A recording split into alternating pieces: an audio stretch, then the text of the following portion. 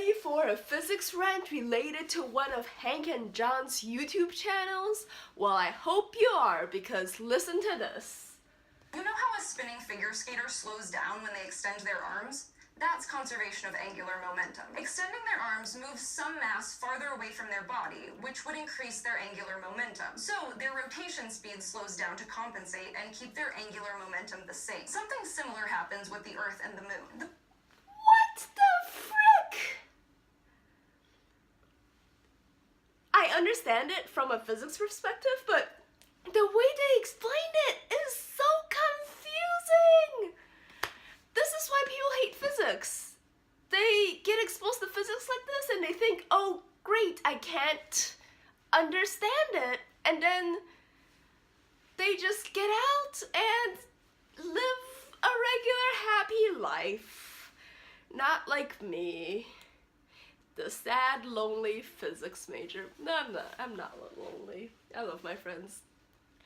But like, what the frick? Why moving your mass outwards supposedly is supposed to quote-unquote increase your angular momentum? So like, is my angular momentum increased? Has my angular momentum increased? No, it hasn't. It's zero. It's zero, people. It's just, I don't know. It's just, even if I'm spinning, I guess when I'm spinning, my angular momentum would increase because my moment of inertia increases.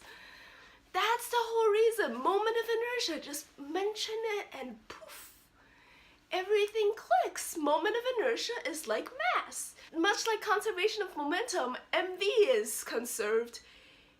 In the rotating frame, your moment of inertia times your angular velocity has to be conserved. Bam! How hard was that to explain? And how intuitive was that to translate from translating frames to rotating frames? They are the same thing. You can use the same physical intuitions on them. Oh, YouTube. I love it when people make it more complicated than it actually is, right? Quantum mechanics. Oh, an electron is spin up and spin down at the same time. Try to wrap your head around that. You can't. Because I don't think anyone has wrapped their head around how could something be in two places at the same time? It doesn't. That's a surprise. It's like flipping a coin, you know? So if you use the quantum mechanics quote-unquote explanation on classical flipping a coin experiments, you'd be saying, oh, the coin is both heads and tails at the same time. Try to understand that, world. You can't.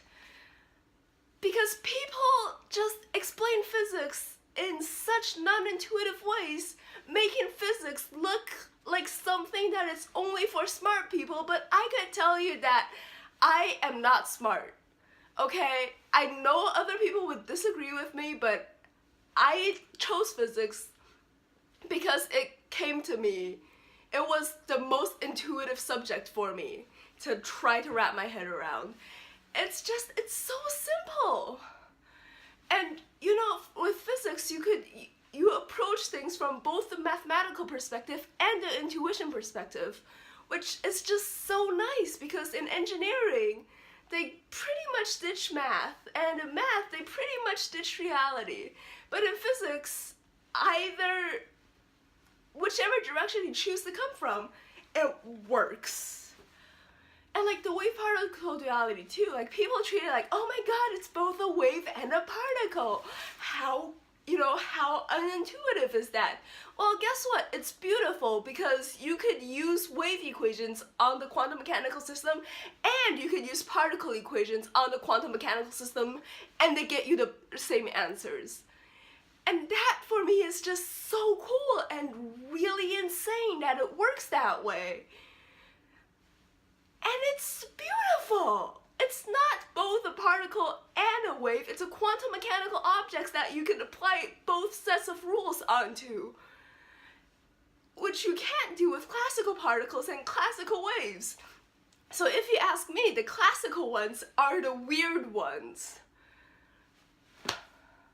Well, Okay, I'll see y'all next week. As you can see, sometimes I get out of control because I like physics so much. Oh, it's getting hot in this room. Oh, anyone else feel the heat? See y'all next week.